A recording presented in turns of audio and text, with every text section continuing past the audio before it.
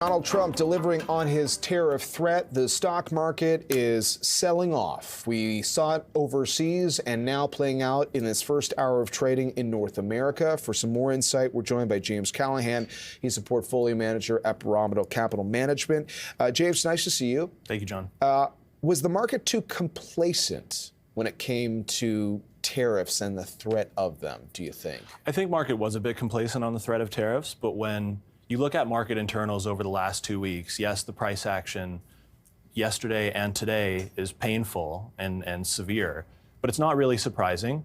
We've seen significant deterioration in market internals over the last 2 weeks. We've seen some of the darling momentum stocks sell off really sharply, and the largest US stocks really underperform and start to break down on a technical basis. So we don't think it's surprising given reading the tea leaves out of the U.S. administration, what their goals likely are here. Okay, and tech is down today, including in Canada. I mean, if you had to guess how much of this might be an excuse for investors to sell during a bull market versus people having to try to figure out what's next for the world and for profitability if we're talking about real economic risks here.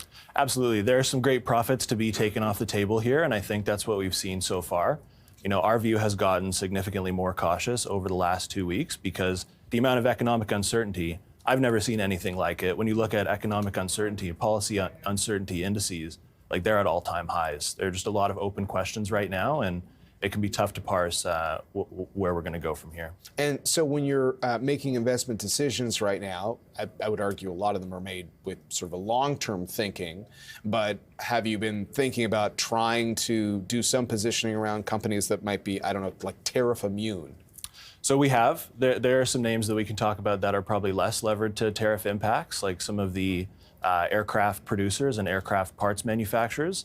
Some names that are outside of the US and Canada that are still performing well. The concern, of course, is that, you know, when we see these types of declines, correlations can tend to go to one in the US market and in the Canadian market as well, which is why we've looked globally for some opportunities. But I do have to stress, like we've raised a significant amount of cash in our portfolios just to hedge some market volatility here. Okay, so like let's say, you know, you're an average investor and you're putting some money to work in stocks, maybe something in bonds, and then you're always thinking, what's the cash component? What would be the cash component that you guys have been putting on the sidelines right now? So right now we sit around 20% in our portfolios.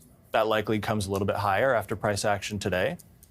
We do have some gold names as well. We do have some bonds where it makes sense to have them.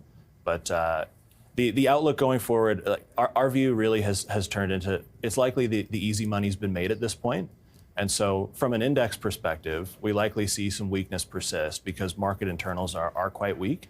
But it's possible that it turns into a stock picker's market. There are some good opportunities to be had, but it's going to take some time for us to work through this weakness that we've seen right now, because out of the Trump administration in the US, maybe we can spend some time on this.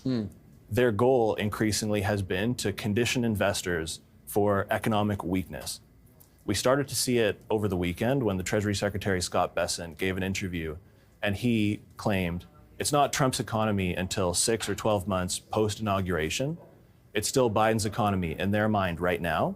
We also saw Elon Musk on Twitter over the weekend ask the question, how appropriate is it to measure the productivity of a country through GDP, which includes a large component of government spending? I think that's a fair question to ask, especially given the type of austerity programs that we've seen in the US right now. It's like nothing we've ever seen, maybe in Argentina a few years ago only. So they're conditioning investors for weak economic numbers, and I think that's what we're seeing play out in markets over the course of the last few days. Well, I think what's tough about knowing how it all ends, based on what you're saying, is that how the president himself feels about frustration if the stock market is going down, if a tariff war leads to inflationary fears for average consumers, if it possibly leads to job losses in the U.S., as it might lead to job losses here in Canada as well. At what point is there a frustration felt that forces a change in direction just based on what the polling numbers are telling him? And I guess nobody knows the answer to that. No, but I will tell you what I think their goal is. I think their goal is to take yields down in the U.S. We've seen members of the administration talk about how the metric by which they should be judged this term is not the equity markets, it should be the bond markets. And so what that tells us is that they're looking for the Federal Reserve to see this economic uncertainty coming and maybe economic weakness, like when we see potential weak GDP numbers. We saw the Atlanta Federal Reserve GDP now number come down over the course of a month from expectations of 4% GDP growth to expectations of negative 3% GDP growth. We think it's likely that the administration is trying to push on the bond market in order to refinance the $9 trillion of US federal debt that comes due this year. That's going to be a big step that they want to take towards reducing the deficit. I'm not one that thinks they're playing 3D chess or anything like that, but I do think that it's one of the only things that makes sense to me when you look at the actions they've taken over the last little while. And if you ask me, try to tank the economy, and I was king for a day, that's what I would do. I would increase economic and policy uncertainty. I would slash government spending. It's that seems like it's the case. Well, whether it's geopolitics or the economy, push one door and you never know what's going to come out the other door. So we'll see how they navigate that. Real quickly, we're out of time, but you teased that you thought of some, I guess they were aerospace names. Yeah, absolutely. That might be less immune. Just real quickly. So a name that's worked really well for us over the last kind of year that we've owned it is Embraer.